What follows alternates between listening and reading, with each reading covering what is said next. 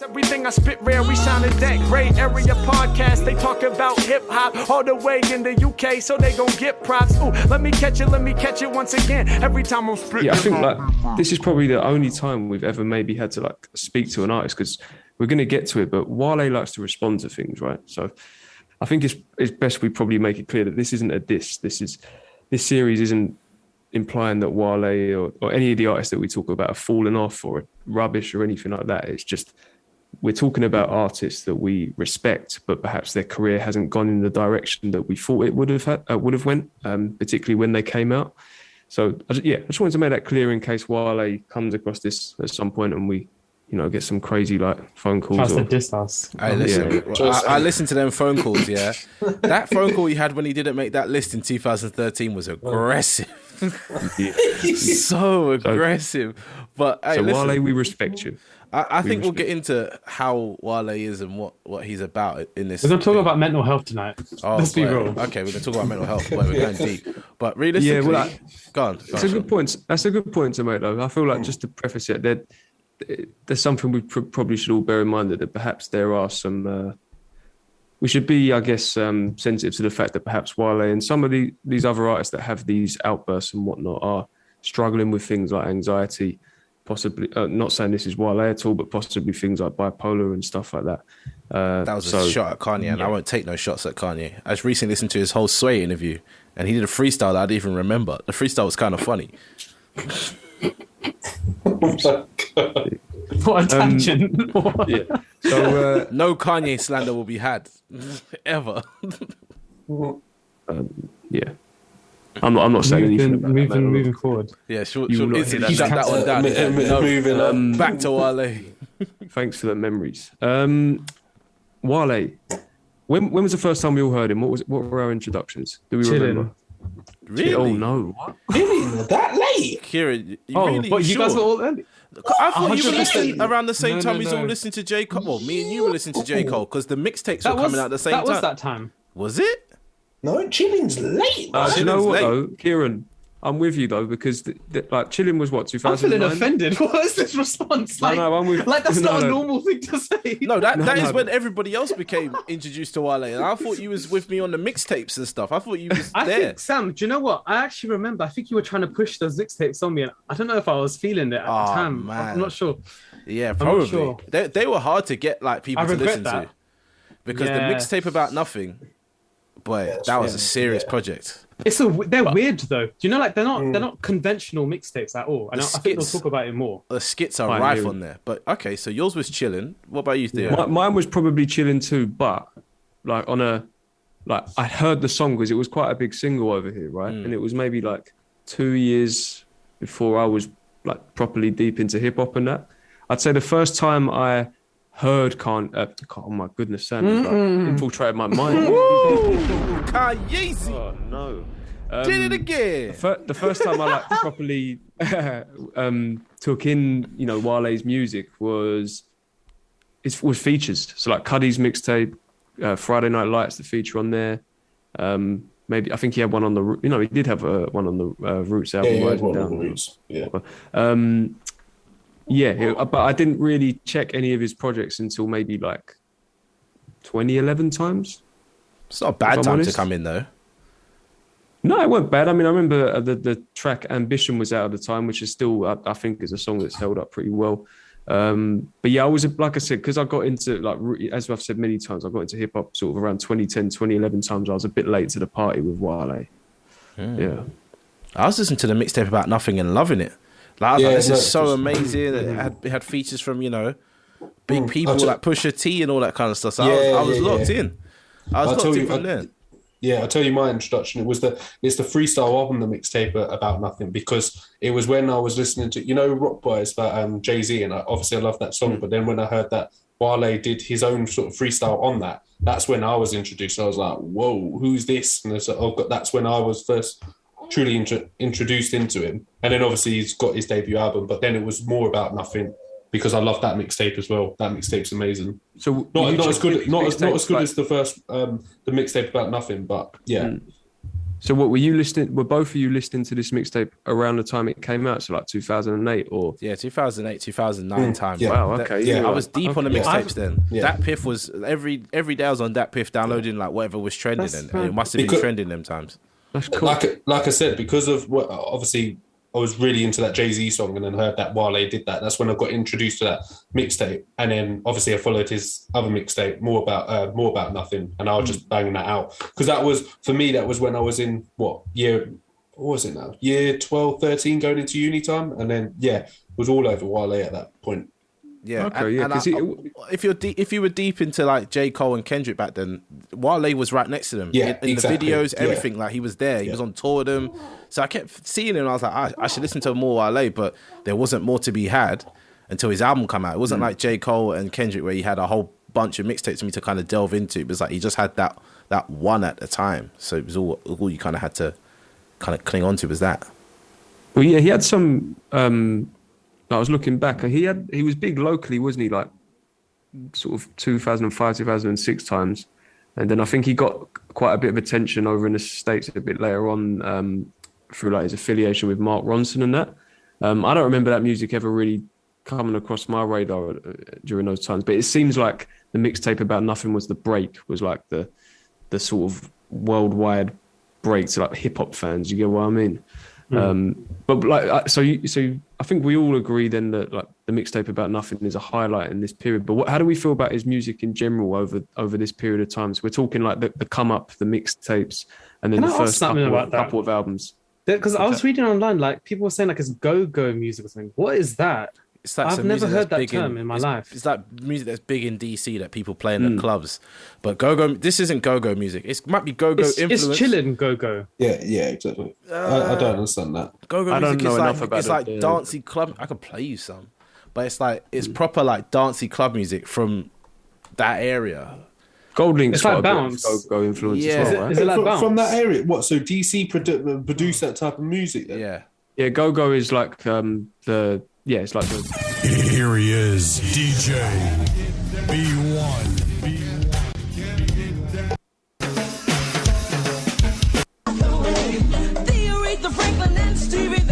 It's like this.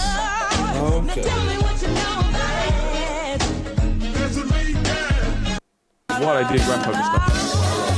I can hear the influence. But it's like music that you could dance to, but it's not like dance music per se. It's kind of soul-y, kind of funky, but it gets a bit more upbeat and stuff. Yeah, it's jazzy as well. Yeah.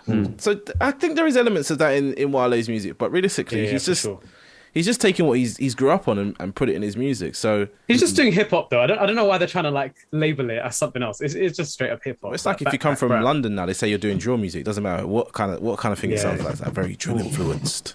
But thinking back though, like going over all of his music in preparation for this, I tried to put my head in that mind state of like the climate at the time and that. But Wale was pretty important, sort of on the cusp of when he released his debut album. Like the mixtape About Nothing was kind of groundbreaking in a sense that, correct me if I'm wrong, but I can't. So when I think of the history of mixtapes, it felt like the 90s was the demo, the 2000s was the mixtape where you rapped over a load of other people's beats, like 50 and G Unit and Lil Wayne and Clips and that. And then it felt like around this period, the sort of late 2000s and definitely into the 2010s, mixtapes became free albums. And then it all changed again kind of after Drake did If You're Reading This It's Too Late, where you had the commercial mixtapes. But I don't remember anyone releasing a mixtape quite like the mixtape About Nothing prior to Wale in terms of the concepts and how it was structured. And do you know what I mean? Like, it was ahead of its time. Yeah. For me, it was. And then he was influential in a fashion sense at the time. I think he was a big, as they call it out there, sneakerhead. And he had a shoe him, with Nike. Drake and Cuddy were on the cover of GQ at one point. Like that was the three guys. It was Drake, Cuddy, Wale. It's mad to think that. But he had everything that every rapper gets excited about nowadays. Hit mixtape, a shoe deal with Nike, covers and stuff. But this was before he'd even really done anything. And what I didn't find out until we started like preparing for this episode, I didn't know he was signed to Rock Nation like that. I thought he was always on MMG. Yeah, that shocked deal, though, right? That shocked me. Theo waking the baby. Something to say, yeah. Theo waking the baby. Listeners, Theo has been recording this podcast the last month or so with a baby on his lap, which is absolutely baller. If you like that, get in the Discord. You won't get any pictures of the baby, but that's it. I don't know. But was Rock Nation a management deal, or was that an actual like music release, an album type deal? Do you get what I mean? I have no clue. Yeah. That's why I kept seeing him with J. Cole, because I found out they were signed together. I thought they were just mates. But I think it was management, you know. We would have known if it was more than that. Because I know it was Interscope for the first album. And from what I gather is that Chillin' did not do well at all. And the label kind of... This is what baffled me. It did well for me. Like I was banging that tune now. That was playing everywhere. It was on the radio. I didn't know that wasn't a hit. Because for me, it was. I was so confused when I read this history today. I remember it being big over here, but apparently it didn't do too well out there. Okay. So the label decided to press less albums. And I think he sold something like under 30,000 in the first week. Which back then is like failure numbers. Yeah, exactly. Yeah. And this is like sort of almost like the dark period of music, you know, like record sales and that, where you sort of, it's that in-between period of LimeWire and, you know, streaming like Spotify and stuff like that. So it was already a struggle to sell. But I think from what I hear, the label were like messing about with that single Chillin', then panicked and then dropped him.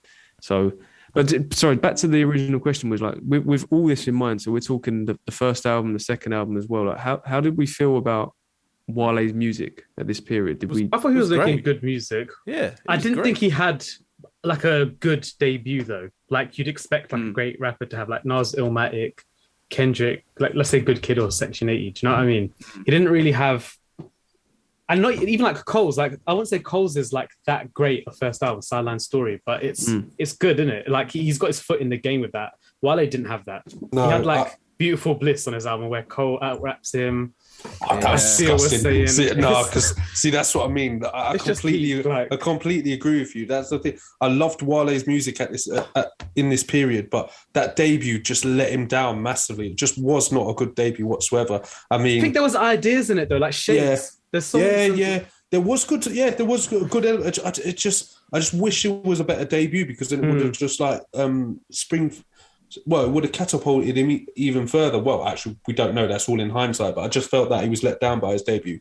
I don't know what went wrong with his debut. I don't know if this was because this was that prime period when realistically labels could tell you what to do if you was a new artist and kind of say like, oh, make a song like this, make a song like that. And I think this is one of those examples where somebody had done something pretty cool, pretty unique for the mixtape, and they're like, that's not going to work for the mainstream. You need a Lady Gaga song. You need to do this. You need to get that rapper who's your friend J. Cole, get him on. And when you look at that album, it's a mess. And then you look at his other projects after that, and there's less of this kind of messiness going on, less of this kind of like lack of direction. And he never came into the game with a lack of direction. Because one thing I'd say about some of the artists that we mentioned of that time, like whether it's Cuddy, Drake, Cole, you know, of course, some of these projects that they released, these early projects, they're not without flaw. They're not their best work and everything like that, but they all had distinct voices and styles. And Wale, I felt, had that with the mixtape period, especially the mixtape About Nothing. But on this debut album, it was like something was lost there. And I agree with you, Sam. It was like too much label involvement, meddling even. It's like, oh, no, put this artist on here, or no, change this beat. It just felt like he was being controlled too much by the label. And then we get Ambition 2 years later. He signs with MMG, and I don't know how you will feel about that one, but listening back to that one now, it felt like it was trying to sound too much like some other artist of that period, if that makes sense. Like especially the production it's style. Not unique. It was Rick Ross. I hear that. It felt like Rick Ross. It felt like Rick Ross could have been on all these beats, apart from the ones where he really does get into his own light and does his poetry stuff like Sabotage and White Linen. Legendary's hard. I like Legendary. Yeah, but I don't know. And there's just some parts just like maybe he was just around Rick Ross all the time and he was hearing them type of beats. And he's like, this is what I want. Or maybe they had a producer for the label that they were always using. I don't know about that, but it's even the track Miami Nights. When I heard that Miami Nights track, I'm just like, we're trying to sound like get that Florida Miami sound. You're right there, Evie. Trying to get that. You sounded way too much like that. It's almost like throughout the whole album, you could just put Rick Ross on it, and it'll be a Rick Ross album at times. Which But is obviously, Wale does his thing because I still like Ambition. I think Ambition's great, but it's just good. you are right in saying that. Yeah, he was going away from that sound. It did sound more towards like sort of. It still felt like him though, and if you're looking at who's featured on this, all of these rappers realistically have quote unquote fallen off. Meek Mill's not really doing anything. Big Sean's not really doing anything. Kid Cudi, his kind of fame had been and gone by then. If that makes any sense, like Kid Cudi had already kind of peaked and was releasing Man on the Moon and all that. Thing. Yeah, so I don't know again if this was now MMG going, oh, we'll sort you out. Don't worry, we'll get you the right sounding songs, get you saying the right things and stuff. Realistically, I don't know if Wale was feeling it. Apart from the 2-3 songs, which I think are the hardest, which is, like I said, Sabotage and White Linen, where he really gets his whole poetry stuff going on. I don't like, just quickly, because we're probably going to talk about it more later on, about like the artists of his era and that.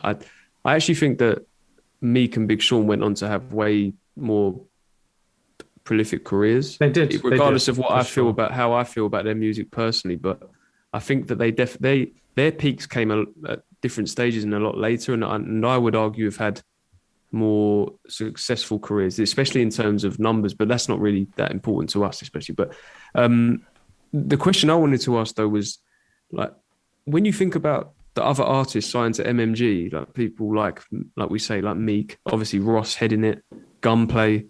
It's bizarre. I've always thought MMG doesn't make sense. No, because why is Wale actually on that group? I know he likes the hype tunes. He had that tune with Waka Flocka that got him fame. Yeah. And this is the thing. I think because he had that popularity from that track, he was like, hold on, people like me when I do like this kind of like gas music. And that's what MMG is, isn't it? Like, like Meek Mill stuff and Rick Ross like blowing money fast. It's just like loud Justice League type sounds. Do you think? Do you think, just say in some alternative universe, good music didn't have Big Sean or Pusha T, and there was a space there? Do you think Wale would have been perfect like that? Good music, yeah. You think I hear that. I think so. Add a bit of soul to his music, keep him conscious still. Yeah. I don't know, because in between Ambition and his next album, he did this mixtape called the 11-1-11 Theory, and that mixtape was funny and it was good. Like, he was rapping on there. He had a song called Bait, which popped off. He had a song with Lloyd, Let's Chill. All these songs were big, and it's just like, why are they on the mixtape? And I think it's another one of those things where it's like, label intervention. Okay, I'm gonna make a mixtape of the songs that didn't make it, or the things I wanted to do. An agenda. Yeah, but I don't know. Maybe the thing. I think the problem is, and why he wouldn't have been good on good music is Kanye running Wale's life would have never worked out because they're two volatile people. And I feel like it seems like for the first project, for the first project, he seems to let whoever he's signed to kind of walk all over him and make decisions for him, and then he rebels with a mixtape. And do you know what I mean? It's like it's weird kind of push and pull, and that's where you get to places where like, oh, I don't know if he got dropped from MMG or what happened, but like he left. And realistically, back then MMG was like up there with Young Money, even though Drake was breaking away from Young Money. I don't know. Has he left?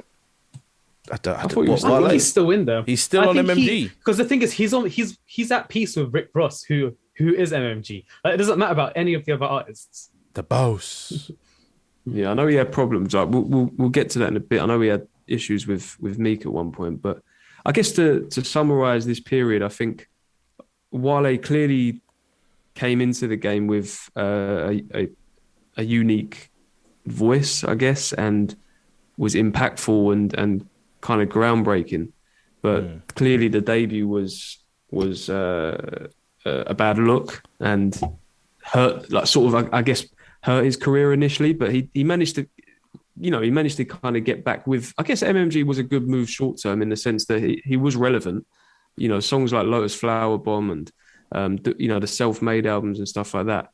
I guess my question was more implying, like, long term, did it really work out? But as we go into kind of the next part of his career, like Sam, I think you alluded to it with The Gifted. I think you were maybe were you referring to that album, the next one, which came out in 2013. So, see, this is where I'm like, I'm trying to think now personally. I'm now like,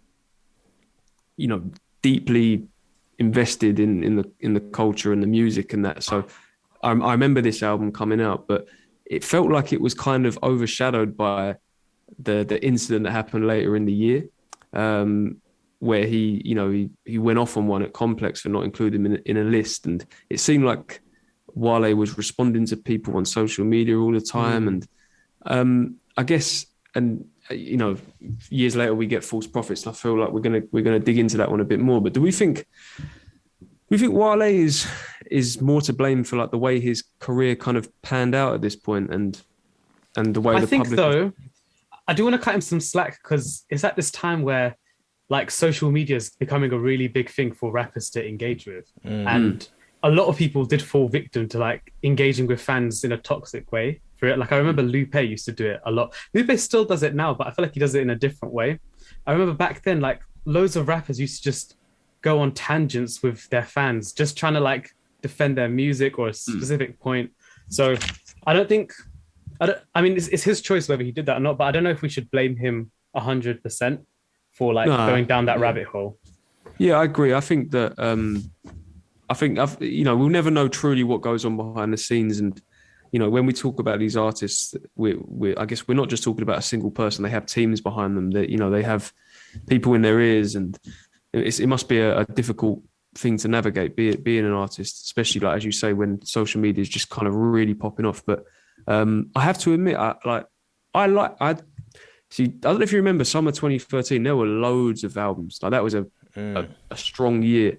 And it kind of fell in between things like, I remember there was the day where Yeezus, Born Sinner, and, Mac's album, Watching Movies dropped. And then like a month later, you had Jay-Z's Magna Carta, Holy Grail, and Doris was a bit after that. Albums. Yeah, 2000, that year was it was huge, man. There was way too many albums. I think Tyler Wolf, there was like there was loads coming out.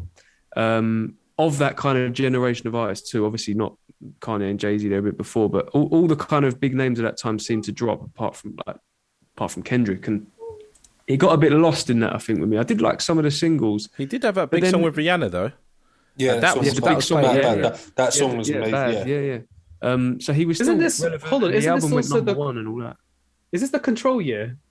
Yes. Control, it's the Control. Where he gets shouted out mentioned in that track too. So he's still relevant, but I felt like the way I felt about him was, you don't need to be doing this. Like, you don't need to be answering to these people. You don't need to be reacting in this way, because, okay, you might not be making a Good Kid, Mad City or a Yeezus or something like that, but you should have enough like confidence in what you've put out to date and the influence you've had particularly early on. Mm-hmm. And it was a bit jarring. Like, I just used to feel it kind of, I guess at the time it grated me a bit. Like, it put me off Wale a little bit. Do you know what I mean? Like, it just felt like he was always rowing with someone, and I don't know. How did you lot feel? I didn't really know what was going on with him at the time, because realistically, I was just so lost in all the music that was out at the time that realistically, the Gifted album didn't really hit me. I just knew I was still hearing new Wale. So I was hearing, the Rihanna song. I was hearing a few other songs, like the Wiz Khalifa song, because I was big on Wiz Khalifa at them times. So I never really knew what was going on. Do you know what I mean? But realistically,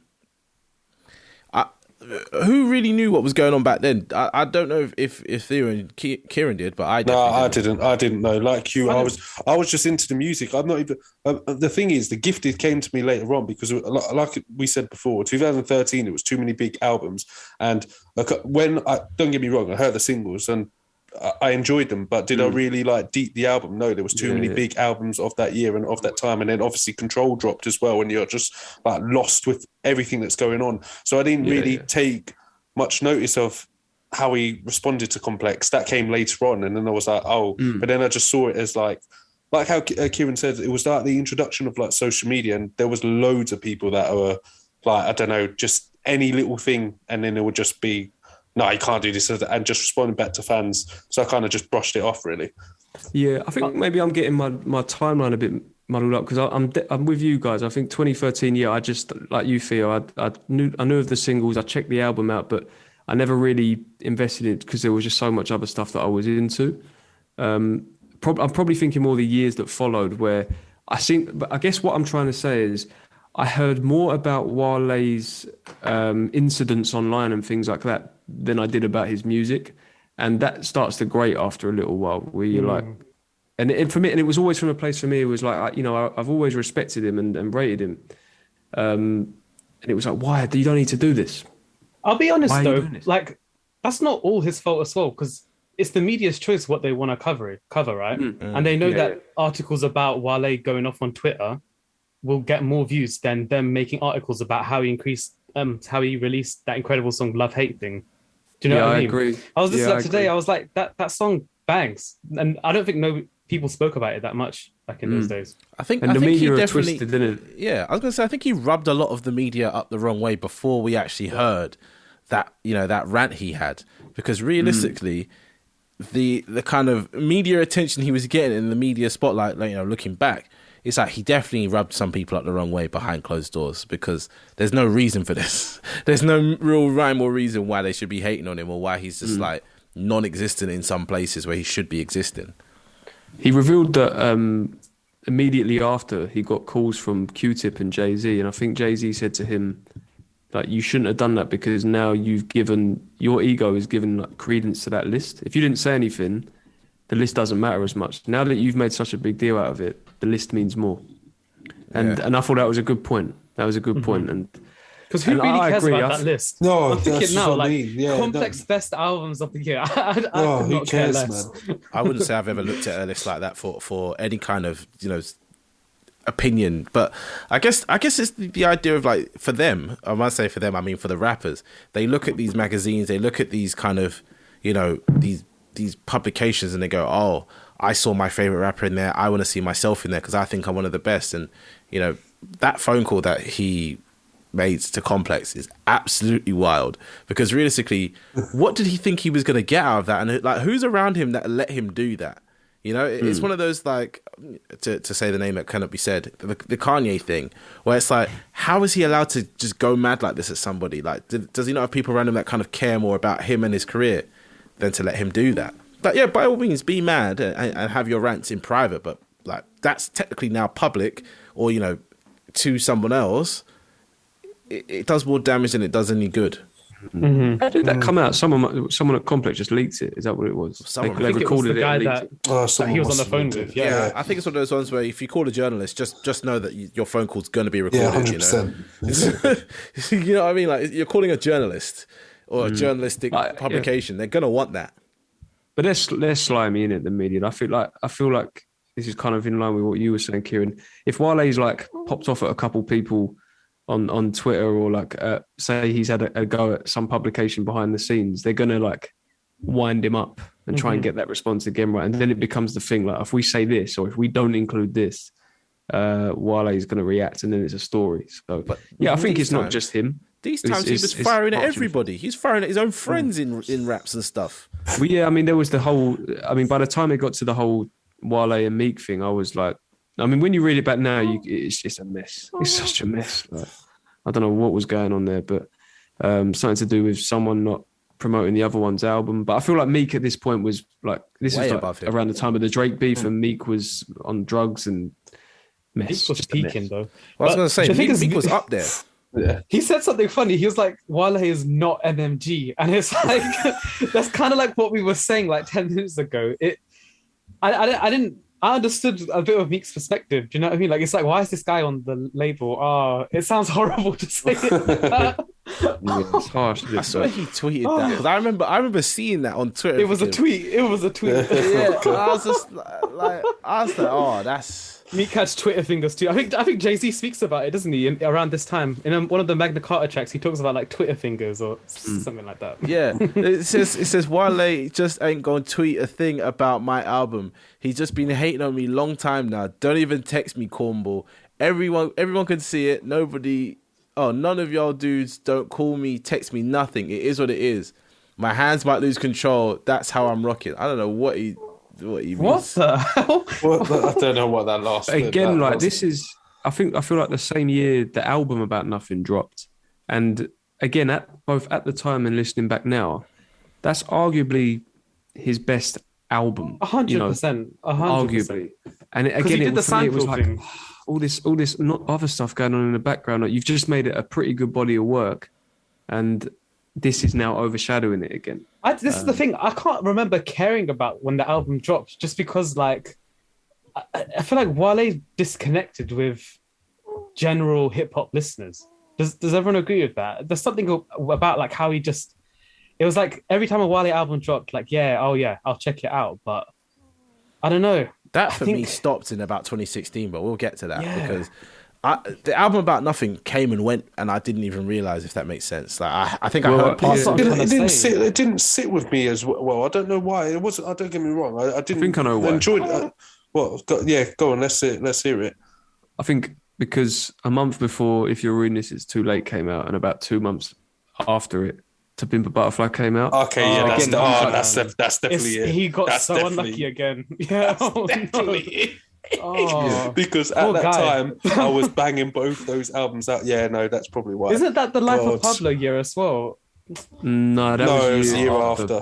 Oh, sorry, 2015 was pretty stacked as well. 2016 is the stacked year, but 2015 was, I think you had Vince's debut. You had, gone blank. There's quite a lot of albums in 2015, but yeah, to fall in between those two, it's a bit unlucky. I think it's a real shame. A little bit unlucky.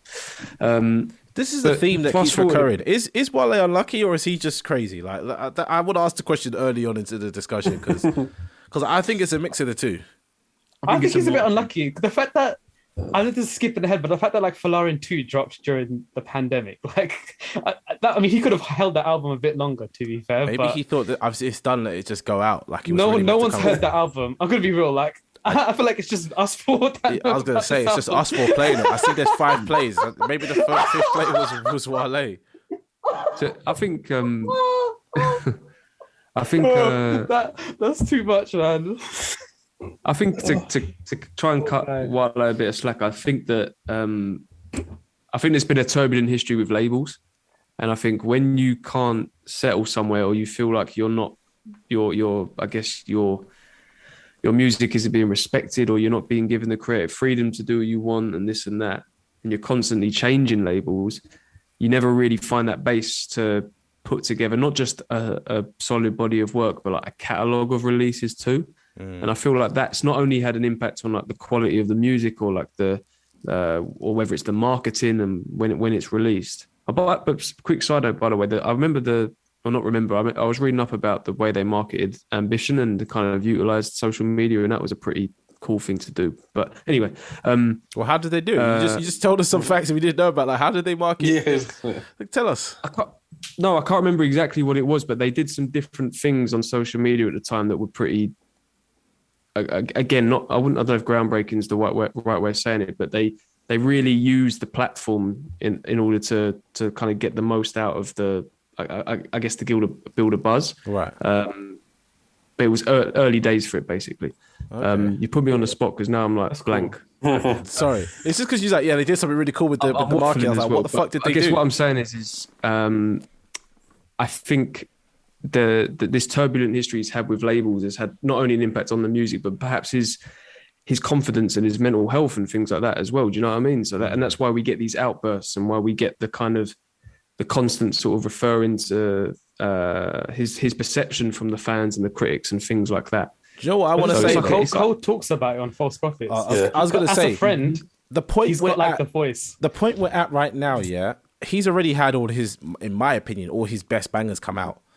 And he hasn't had a single one since. Diced Pineapple's out, Lotus Flower Bomb's out, No Hands is out. You know, all the songs I deem to be bangers. Even that song he's got called The Breakup Song, which I'm sure a lot of people haven't heard yet. All those songs have come out, and I'm like, are we going to get more of this? And then more of this never transpired. It just, for me, this is where it started to go downhill. It's 2015, 2016 time. Oh, 100%. This is where, Despite all these kind of, I'm trying to think of the right word, like, stumbling blocks and controversy and all this sort of stuff, he always had a big record. He was always relevant throughout this period of time, up until the album About Nothing, which didn't seem to quite hit, despite, again, like I said, and I think Kieran agrees, it being perhaps his best body of actual album. It's got so many good songs on it. Yeah, exactly. But for whatever reason, it didn't do too well, and then that's when we, like, at least in terms of the numbers, in terms of sales and things like that, we'd see a decline. But yeah, False Prophets, I mean, I mean, that was a big time when Cole dropped that, and it was Everybody Dies, and it was a big moment. And then the album came out maybe a week or two later. But did we know straight away that that second verse was about Wale, or I thought it was about Kanye? I mean, I didn't know, because I'm going to hold my hands up. I didn't. It wasn't until like time passed and people saying, "Oh, that verse is about Wale," and I was like, "Oh well, how?" And then I had to properly like deep first. There was a debate, understand. wasn't there? Yeah. I thought it was about Kanye, to be honest, but I was. I knew verse 1 was. Yeah, I knew right. verse 1 was for sure. The thing is, I knew that each verse was a different person, so the second verse couldn't have been Wale. Yeah. I think I remember not being like 100% sure, but if I had to, like at the time, if I had to guess, it would have been Wale. Because again, I'm thinking of the Complex thing, I'm thinking of the Meek situation, the Twitter feuds with random fans, stuff like that. So Cole's I'm not lines gonna just made lie sense. though, when that track dropped, I remember like simultaneously around that time, Wale dropped this video of him like just watching a television and like seeing all these albums coming out. And I don't know where this from, if you can even find it now, but it was a really weird video. Yeah, like it was like 5 minutes or something of him just watching this TV in a room, and like all these news articles of all these albums are dropping. And I feel like Cole's verse made me feel like Wale's washed up at this point. Like he's no, and I don't even mean it in a rude way, but that's the way Cole pitched it. It's like you've been trying too hard to achieve something that's not real. It's like it's over kind of thing. I generally don't know. I don't know what that video is. I'm not gonna lie. It might be part of a music video or something. I don't know. I don't know what video you're talking about, because these times Wale was not in my fucking. Do you know what I mean? In my I don't know sphere why I saw of it. views. Like he just stopped existing after a while, and I was just a bit like, well, what really happened to Wale? And So like, did you see it as a diss then? Kieran, did you see this song as a diss then? I saw it. You know, like I think sometimes friends banter with each other. I'm not saying like this was like in a jokey way, but I feel like he was like just coming at him like, you need to fix up. Like as a friend, I'm telling you this, and like I'm sure there's people out there that are like this as well. But I'm using you as this example, and it is hurtful. I think if I was Wale, I'd be hurt hearing it, even though it's the truth. Yeah, I mean, I saw it more like almost like a mild intervention. But maybe if I was on the receiving end and I do have this close relationship, I'd be like, could you not have given me a call? Why did you have to release a song? Do you get what I'm like? That would have made me rub the wrong way. Yeah. But what Cole was actually saying wasn't a diss, if that makes like, it wasn't exactly. No, we weren't sending for him.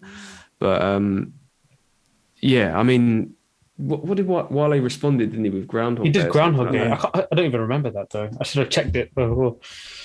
And then they were at a basketball game, I think, the day after that, and they were cool. So it wasn't real. Is that one of is that one of those that this is just for the sport type things, and this will boost both of our fan? Well, not both. So maybe I think maybe Cole wanted to help Wale a bit.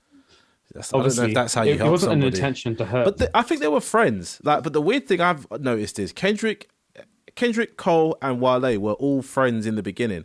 Well, Kendrick has not fucked with Wale at all. Yeah, I know. I know he's started. Yeah, it's mad, isn't it? He just ditched him. Yeah. Is Kendrick one of them low key toxic people who's toxic behind closed doors, but because he's so big, everyone knows you can't chat shit about him? Kendrick doesn't really co-sign hurt people though, don't they? Oh no! Oh, don't do that. Well, honestly, I'm asking this question because it seems like Kendrick has never been loyal to anybody. The prime example being he left, he left TDE, he's not. It was time to move on from. Years, it's time to move on from TDE. I told you that label's dying, boy. But that's like enough about that. I feel like I don't know. I think we're forgetting. Like, Kendrick has been relatively quiet for the last few years. But 335 these days. times, it's like first half of last decade, he was collaborating with a lot of people, But I don't know why there was no real sort of thing. I mean, he mentioned Wale on the complex on the control on the complex. Yeah, so he must have some sort of and you're right about that, because he is on the. He must have some sort of respect for him to put him on that control verse. Because the thing is, if you look on the rappers that he list on that control verse, he had respect for all of them and has at least collaborated with like potentially all of them. I'm thinking that right now. I think he's collaborated with everyone except Wale. Yeah, that's what I'm thinking. There you go. But this is what I'm asking a question. I don't really know what happened there, but maybe because Wale's hard to work with. What's this article? I literally just saw an article, 2015. Ooh. Wait, is that a video plan? I don't know what that was. I don't know what that was. And I'm not editing the fuck out of that. Edit the fuck out of that. I'm definitely not. But I don't know what just happened with my computer. Sorry. it could have been worse. It could have been something crazy. But yeah, realistically, Right, trust me. could have been something crazy. Before I got this call, I got to check every tab before you man hear what I'm really on. What I was saying. Sorry, I think I opened an article. It was like Wale calls out Kendrick and TDE responds. It was in 2015. Sounds a bit crazy. That's wild though. Don't go for TDE because you'll actually get destroyed. If I was Kendrick, I wouldn't collab with you if you were like, trying to call me out. I have just remembered there's at least one Kendrick and Wale collab. Is there? Kendrick was on a song called was it Power Circle on one of the Oh Maybach yeah music compilations. What compilation? Sorry. Was it number 2 Power Circle? MMG self it was all that's MMG funny. and Kendrick. Okay, fair enough. Does that count? So I know it's not I think- directly. It's not Wale, but he was with him. It's called A1 Everything. Kendrick's features like from like what? Oh, 2010 what to A1 2014. everything? No, that's Meek Mill, man. No, that's not Meek what you Mill. said. Oh, no, Power- Yeah, but Wale's on there. He's Wale's on there. getting me well No, he's confused. not. It says. Because Huh? you know what's funny? You got A1 everything and then confuse him with Arab money. Or is Wait, that the same that's a tune? big tune. Is that the Hey, same everybody! Oh, we're gonna get cancelled. I'm for that getting one. better confused, not gonna lie. Let's move on. Type in Power Circle, and it's like Gunplace. Is it Starley? Was that his name? Starley. Wale, Meek Mill, Rick Ross, Kendrick. It was like a posse cut with all of them. Oh shit! Yeah. Kendrick was working with everyone back then. Everyone. I don't know why though. I think he was trying to just prove that he was the best. Like he was just come on your track and absolutely destroy you. Yeah. It's like what Cole did in 2020 or whatever. But how do we all feel about Shine though? Just to kind of wrap up this part of his career. What did I you think don't. of Shine? I'm going to be honest. I don't think I've ever listened to the album. It's rude that I Yeah, didn't trust listen me. to it before Even this. doing this, coming into this, I didn't listen to it. To be honest, I didn't want to upset myself. I think I've tried listening to that it. Major Lazer single, but I wasn't really biting. So No. I'm just like, nah. You know I what listened I'd say to it. It was about Shine, painful. though? It was painful You know for what me. I'd say about Shine? It felt like Wale kind of listened to Cole a little bit with what he said in that verse. Because the one thing I'll say about Shine is that it sounds like he gave a little less of a fuck about what people thought, and that he was having a bit more fun with the music and trying different things. And although, like, to me, it's possibly his worst album, possibly. It's certainly not my kind of thing.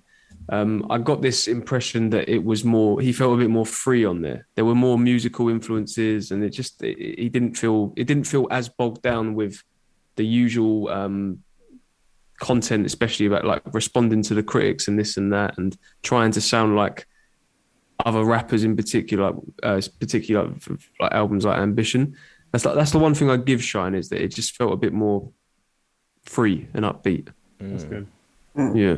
But then again, he went on. I remember at the time, this was when Everyday Struggle was the big thing. Joe Budden and Academics, and Wale went on there, and he went in on Academics, because the sales plummeted. The sales plummeted. I think Academics said a few things.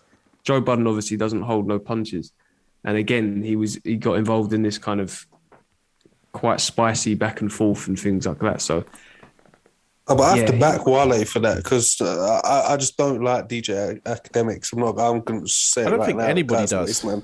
That guy is a bona fide waste man. Wow. Honestly, Big just words from Big D. Yeah. Well, it Can't feels stand like that guy.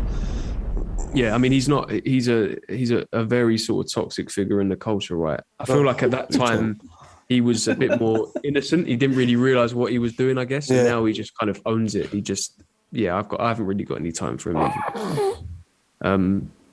Yeah. Okay, so I think at this point then there was definitely a decline on many fronts with Wale's career, but we come to sort of, I guess, the last 4 years or so. Do we think he's on an up now? I mean, we've had what albums have we had? There was that Wow That's Crazy album, following 2. There's been some EPs in between. Do we think that, I guess let's just talk in terms of the quality of the music, that he's been more on an upward trajectory, or? It sounds better, even though Wow That's Crazy was a bit inconsistent for me. There was some really, really good stuff on there, but then there was stuff on there that I was like, I don't know what angle you're going in. There was like he was getting different influences from different areas, and it just kind of was like put into a pot and mumbled into one, to be honest with you. So I kind of never really, I don't know. I got good vibes from that album, but then Folarin 2 is better. It's quite, that's quite an amazing album. It is good. Yeah. I remember seeing him on the Breakfast Club telling people to go listen to that album, and even after watching the whole hour-long interview, I didn't go listen to it, and that's saying something. Oh, wow. That time I spent watching that interview, I could have listened to the whole album, couldn't I? And I don't know what was wrong with me, but I was just like, yeah. Let's get to this. Why are you done with Wale?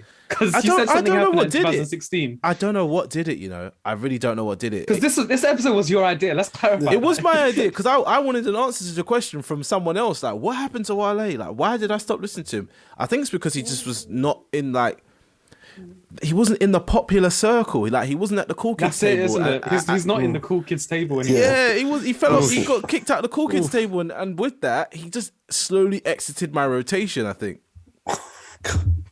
And by slowly, it was very abrupt. But I still love some of his music, but just his older music. Yeah. And I'm shocked at how consistent he is. We talk about some of the rappers we like to listen to.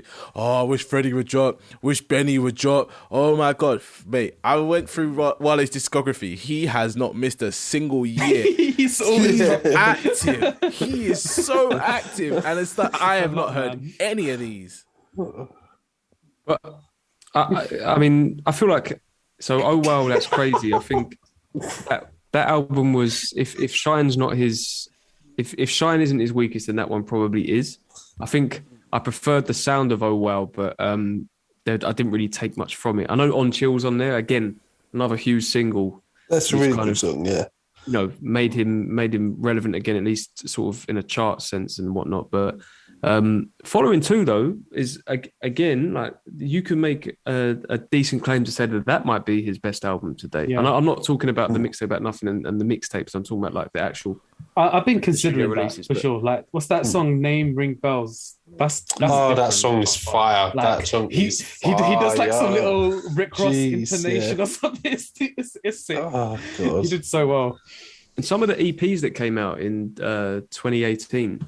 They had some good stuff on there too. I think he also did a remix of one of SZA's songs back in 2017.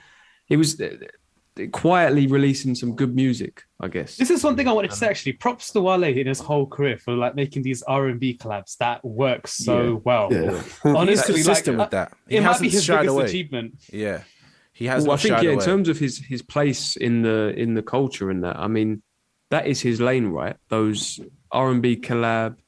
He never misses with positive relationship tunes, summer smashes. He doesn't really miss when it comes to that. That's I mean, Lotus Flower Bomb's a eternal classic, and should he be happy with that though? Because I don't think a lot of rappers have a song like Lotus Flower Bomb, which is like big like that and actually lands like effectively.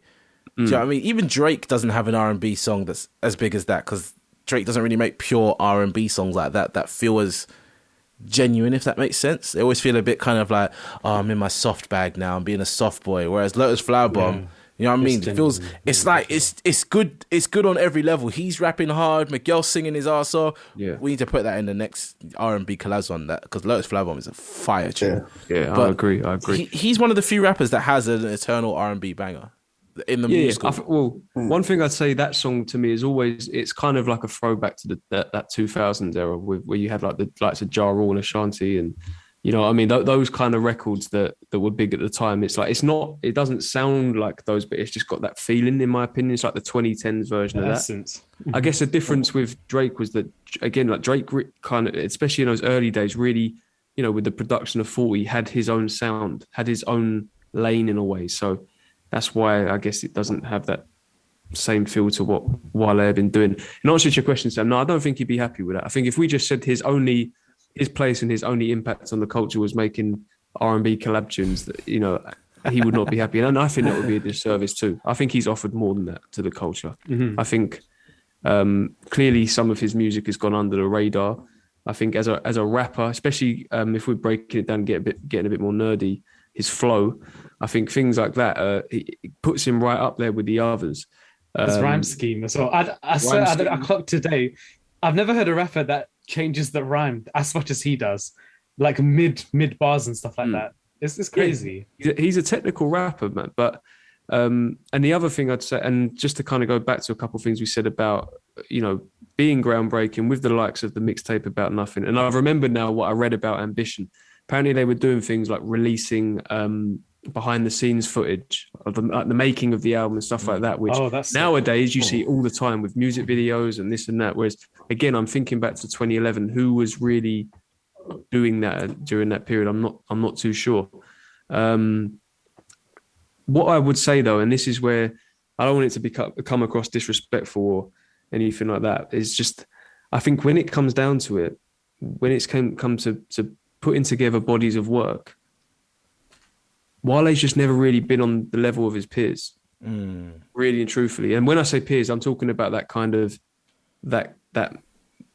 the sort of more mainstream group of artists that came out around that period. You know, he's technically in the same school as Tyler as well, you know? Like, I didn't realize that until I read some tweets about what Tyler said about him. Him and Tyler were around at the same time, you know what I mean? It's in like, why is Tyler so big and Wale's not?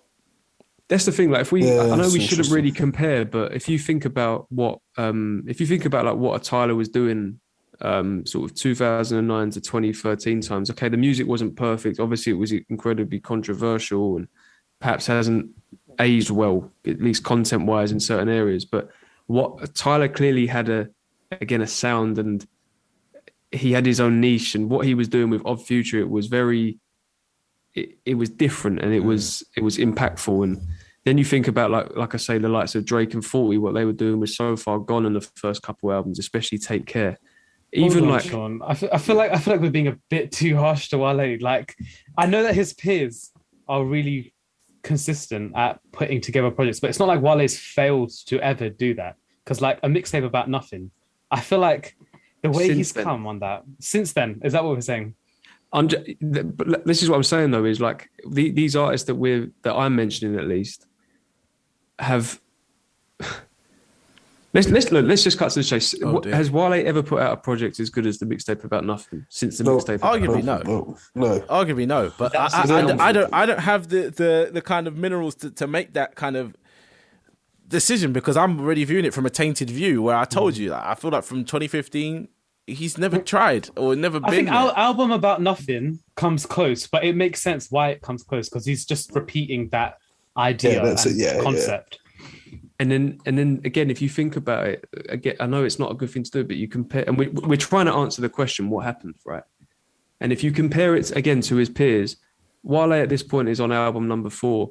Kendrick is making To Pimp a Butterfly on album number 2. Yeah, I mean, that's just ridiculous. You know what I'm saying? He's a different. He's just a different kettle of fish. And you are right, because you could even look at like Cole when even after Born Sinner, he then comes up with 14 Forest Hill Drives, and I know you don't like his sound, but that's I do. It's just that one song that we won't talk about. but you compare that trajectory and the disco. Even Mac Miller, like it's true. Mac Miller went on. Yeah, exactly. If you look at his albums, yeah, exactly. What Sean's saying is by album 3 and 4, most rappers have hit that stride, and they're still riding that stride now. If not, they're still on an upward trajectory. Whereas Wale, he's on 7 albums. He never hit a stride. You know what? Interesting question. Like, again, I don't like to compare, but you know how like we've spoken about Crit. Would you say Crit is at a better? No, the Digital Roses die, bro. No, I know. Wait, Sam, wait. Pause yourself for a second. Peter, what are you saying? I said, would you say that you know how Crit we've like expected more, but he had that height of where it was almost his sort of classic with Forever is a mighty long time. Are we saying Wale had that as well? But within albums though, not obviously about the mixtape about nothing. Did he have that height? Because I don't think Crit is match his potential, but that's another story. Yeah, I think, mainstream-wise, it's clear that perhaps Def Jam was the wrong move. Something went on behind the scenes, and that first album from Crit didn't quite connect. Because if you think about, like, Wale had the mixtape about nothing, Crit had, like, 3 or 4 hard mixtapes. Like, but not just mixtapes, albums. They were albums. And Crit, and you can, as Crit fans, I think we can all argue that Crit actually got better with his albums up until... sort of post Forever is a Mighty Long Time. Each one, from Live from the Underground to Cadillactica to Forever is a Mighty Long Time gets better. Yeah, it's true. So no, I think I feel so harsh saying it, because the reason why I feel harsh is because I'm not putting it on Wale solely. I think that there's been poor decisions made in terms of labels, and that surely doesn't just come down to him. I think he's been mistreated within labels, or particularly the first label he was with. I think he's been unlucky with when releases have cropped up, like we've said, being sort of in between some quite sort of profound albums and that. But I think what it just comes down to is, if we're talking about this kind of class of like, I mean, we talk about this generation of sort of between 2009 and 2014, perhaps he's just never really been on the level as a lot of these guys. As harsh as that sounds. I mean, I don't know if it's about being on the level and if it's about just getting it out. You know what I mean? Is it getting it out of yourself? Maybe he's got other things we don't know about. Maybe he's got a drug problem or an alcohol problem, and that's what kind of keeps him from getting his best out of it. Maybe he's living a lot.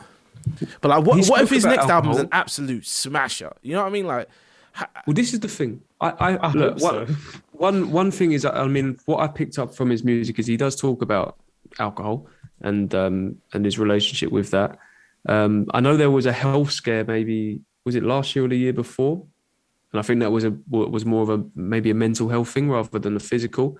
He's clearly and I don't mean this in a derogatory way, because I consider myself to be as well. He's clearly a sensitive guy. He's clearly an emotional guy, like a lot of artists are, and he wears his heart on his sleeve, and I respect that about him. Yeah. But perhaps that's got in the way here. If he cared a little less about some of the perception about him, and I guess focused a bit more on like what he wants to be, of art that he wants to do and what makes him happy, maybe we would have got stronger projects up until this point. But let's be honest. Florin 2 does feel like Wale. Like I genuinely feel like that's the first album I've ever listened to Wale's that actually is like, oh, this is what it all led up to in a way. Do you know what I mean? Yeah, it feels like I feel like he's on an up now. Mm-hmm. I think if his low was sort of 2017 with Shine, the way his career's gone since then, he's definitely on a climb, I think. And you know, he's how old is he now? Must be late 30s. You know, he's not late 30s. I think he's early 30s. I think he's like 33. What? Oh, really? No, yeah. He's still that young. No, I can't believe that. Wale's let me check. Oh shit, he's 38. What the fuck? Well, he's been old for ages. You deleted some years, man. Yeah, no, I thought he was the same age as like Meek Mill and that, like, which is like 34, 35. Is that how young Meek Mill is? Wow. Yeah, Meek came out early, like young. Well, this is what I thought. I thought they were about the same age. That is crazy. It's mad because when he was with Nicki, that means Nicki Minaj is older than what I thought she was, man. She's Nicki almost Minaj 40. is 40. Yeah, I know. Yeah. That's crazy. That's crazy. Nicki Minaj is so old. I think she turns 40 this year. You know. She looks good though. What I mean is what, you know, Wale he's done a lot of living and had a lot of experiences, both sort of like within the industry and out, I imagine. We could be coming into a period where he does start to make more, I guess, focused, authentic projects, where he really does care a lot less about the, you know, the public perception, the critics' perception. And just on a kind of fun thing, I mean, like we do this every now and then about like what we'd like to hear next and this and that. I'm always a fan of an artist working with one producer, because you tend to get a more concise body of work. Alchemist. No. Okay. J. Cole. I think a Wale album with Kate Renata producing it would sound wicked. Ooh, that's interesting. Because I feel like Kate Renata could tap into that kind of go-go sound and make the dancey type music, and Wale's clearly got the flow and the charisma for it. I'd love that. Little 10 tracks. I would have said Anderson .Paak, you know. Anderson .Paak. Anderson .Paak, yeah. No, that'd be fire. That would be amazing. Anderson .Paak handles every single hook. That would be amazing. While he's rapping the whole time, like, I think that could. That would be amazing. That actually sounds good. Because to be fair, I don't think Wale should sing some of the choruses he's sung in his career. But I don't. Props for him for trying. Because like Cole does it too. Cole misses when he does it. Freddie does it too, and Freddie does it bad on purpose, which is a lot of rappers miss. Yeah. It's not just. Yeah, no, I'm with you, Kieran. I didn't want to say. Sometimes it's hard. Oh, no. This isn't a Wale hating episode. No, I promise. Let's not go there. I think we should go there. But yeah, I think in answer to the question, what happened? I think a lot of things happened. I think a lot of things contributed to where Wale's gotten to with his career. But as we've said, I think he's on and up. I think he's capable of making a great body of work, and he's clearly had a big impact on the culture, and has to be in the conversation when you talk about the artists that came out around that period of time. So maybe in commitment to Wale, we should review his next album. Even though we're cutting down the reviews, we should review his next album. Let's give him some respect. Yeah. I mean, I would. I'm interested in what Wale's doing. You know, it's never a name that I'm like avoiding. Do you know what I mean? I think he's part of that class, man, of those artists that came out around that time. Regardless, it's a special type of rapper, innit? Yeah. And yeah, I think greatness is possible. So fingers crossed. Hey, this is Sean, and thanks for listening to another episode of The Grey Area. Are you an upcoming artist, critic, journalist, or content creator? Hit us up on our Discord or in our YouTube comments if you want to share new music, take part in an interview, or are interested in collaborating. Links to these can be found in the show notes. Take care.